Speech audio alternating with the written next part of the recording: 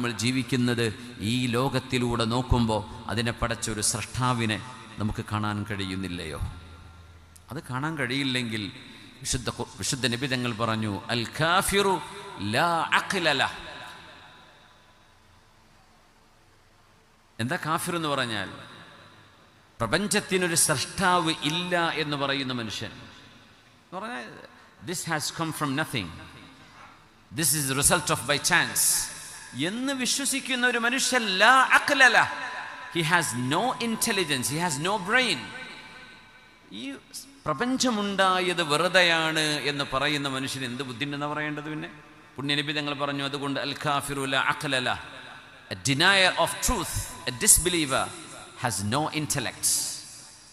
പ്രപഞ്ചത്തിൻ്റെ സ്രഷ്ടാവിനെ നിഷേധിച്ച ഒരു മനുഷ്യൻ എത്ര വലിയ തത്വം പറഞ്ഞാലും അയാൾക്ക് കിട്ടേണ്ട ബേസിക് ബുദ്ധി പോലും ആ മനുഷ്യന് കിട്ടിയിട്ടില്ല. പിന്നെ പറയുന്നത് അതിനനുസരിച്ച് മനസ്സിലാക്കിയാൽ മതി.